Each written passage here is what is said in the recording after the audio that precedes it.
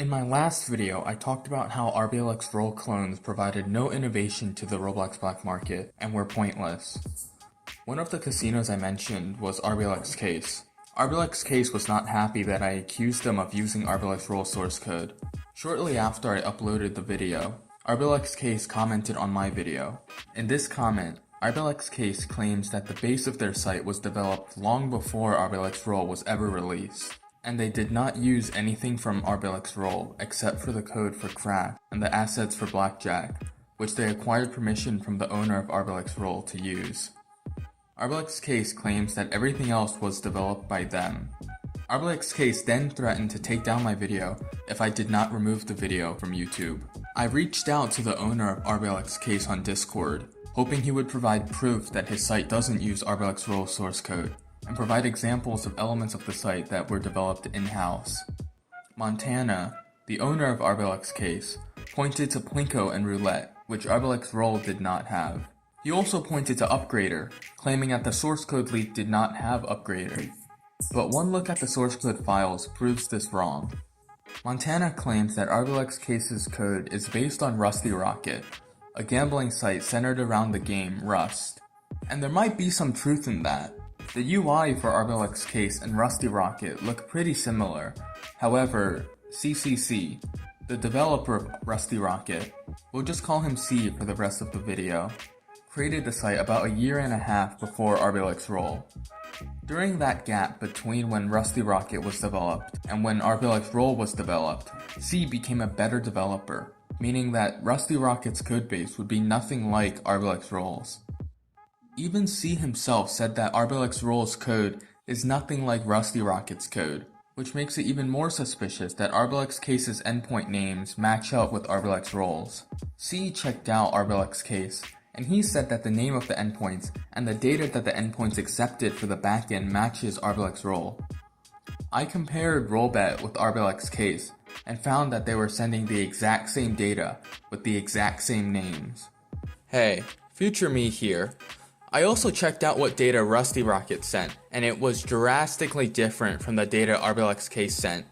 This means that RBLXCase is definitely not using Rusty Rocket's backend. You can check what data your browser is sending and receiving for yourself by opening a new tab, right-clicking to open the context menu, and then selecting Inspect. After that, type in the URL to Rusty Rocket. It is vital that you open up Inspect element before visiting the site, otherwise nothing will show up in the Network tab. In the menu that pops up, select the Network tab and then click WS. WS stands for WebSocket and is commonly used for things that require live data, such as the chat. If you select the thing that has socket.io in it, and then select the Messages tab, you can see the names of the events sent and received, and what data is sent and received. You can do this for Rollbet and RBLXCase too, and compare the different sites.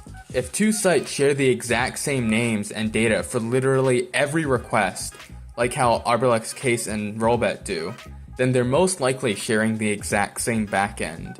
Now, why would RBLXCase have endpoints named the same as Rollbet, and by extension RBLXRoll?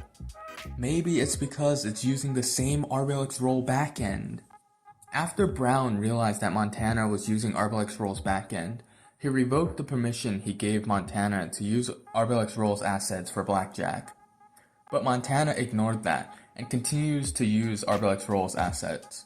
Montana also posted some screenshots of conversations between him and the owner of Rusty Rocket. In those screenshots, they talked about graphics for the site and when reigns were going to be completed.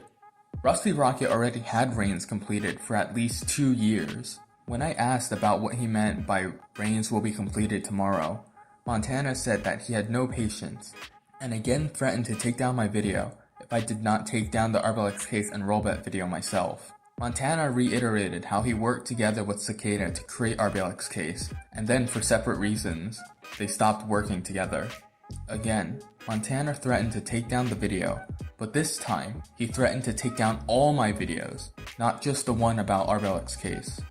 Using the threat to take down videos is a very underhanded tactic to try to get content creators to do what you want. I reached out to Cicada for comments, but Cicada hasn't said anything. Let me know what you think of Montana in the comment section down below. Do you think he's a liar?